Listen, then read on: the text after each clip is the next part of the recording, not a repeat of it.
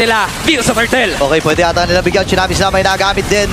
At may babalibag itong si James Wang. Makakatakas pa ata siya. Bruce Ay, ngayon do ang it. pinuntahan. Blazing the Wind na nagamit din. Patay. Na-picture na si Super Prince na nakakuha ng kill. Wala nang jungle dito ang IP Friends. Si Ako ay nakabawi din naman. Sino ba makakatakas? Oy!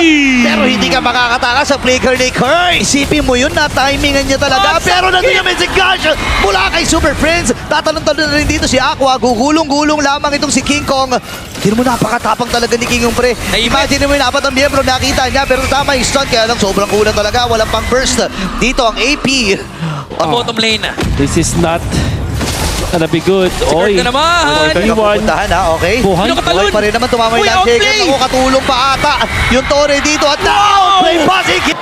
Kahit yung passive, at ito sa meron nag-flicker pa yan, ha? Damis lang ay nagamit Grabe. din! Para nagpapamasahe lang sa likod dito. Itong si King Kong ngayon. Nagtatalo na rin si KLBJ. Pinupunta si Super Friends. Bruce Kaya lang ko. may ibig ito ng miyembro mula sa AP. Brento makakagat ng dalawa. Courtesy of Savero at makakatatlo.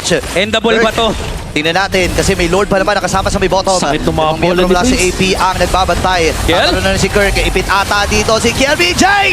Matutunan ba siya dito? Yes sir. Nakakuha na si Savero ng isang kill. At mababalibag yung isa. James ang panahuli. Ang sakit. Andun yung Blazing Duet pero wala nang pakialam talaga.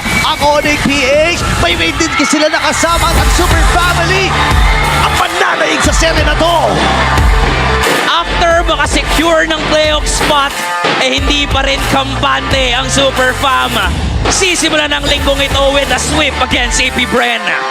Very dominant victory para dito sa Onyx Philippines, Gordon Calea. Kaya naman pala pinariotas sa Onyx Philippines kung gaano kasolido yung combination nila.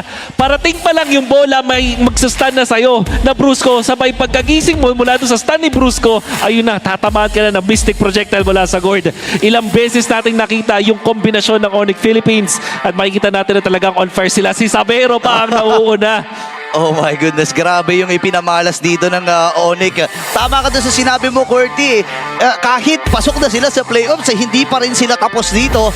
At yung gutom ng AP Bren ay kailangan manatili sa kanila kasi kailangan pa nilang pumunta.